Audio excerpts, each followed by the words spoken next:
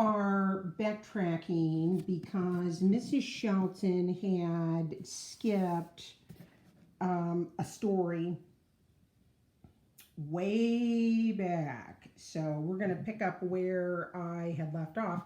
We're back on Greek and Latin roots. No, I'm not going to make you watch that rap video again from the 5th graders, although I loved it. I thought it was awesome. So yes, you can go back and listen to it if you would like. But I decided that I was going to do a video on this morning because we're backtracking so far. We're on page 116 this morning. Or this afternoon. Actually, I'm filming in the afternoon. You might be watching it in the morning. So we're on page 116, Greek and Latin words. We've already talked about this, but I thought it was really cool because we're talking about hieroglyphics, and we're going to talk more about that in just a second. But one of the things that I wanted to go over, and I'm going to turn on the light here in just a second, but our vocabulary words, some of them are scholars. Hold on, I'm going to turn on the lights. You can talk to our friends for just a second here. There we go. You can keep an eye on them.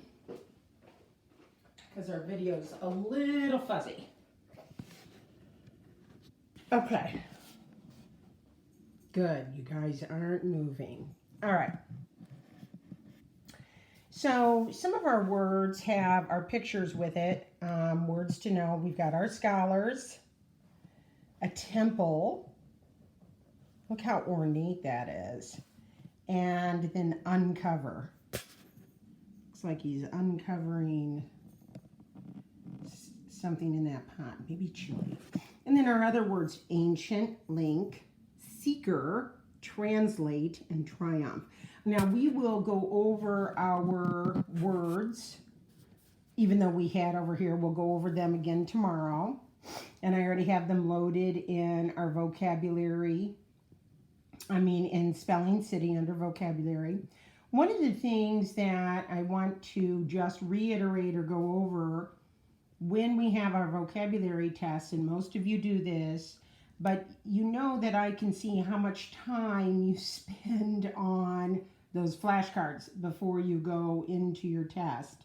So make sure that you spend a little time on that. You guys are doing an excellent job with that. All right, word structure. I want to read over this real fast. Many words in English, especially academic vocabulary, that's what we're going over right now, have Greek and Latin roots. For example, the Latin trans in translation means across, through, or beyond. The academic word hieroglyphics, and we're going to talk more about that, it's super cool, is made up of the Greek word parts, hieros, meaning holy, and glyph, meaning carving. I think I pronounced that right. I'm going to look that up in the dictionary. Glyph. You know how we can hit that audio? I'm going to do that. I think this is hieros. I think I pronounced that correctly. I'm going to do that in the audio too. When you read an academic word you don't know, check the word for any Greek or Latin roots whose meanings you already know. Use the meaning of the root to help you figure out the meaning of the unknown word. Try the meaning in a sentence to see if it makes sense.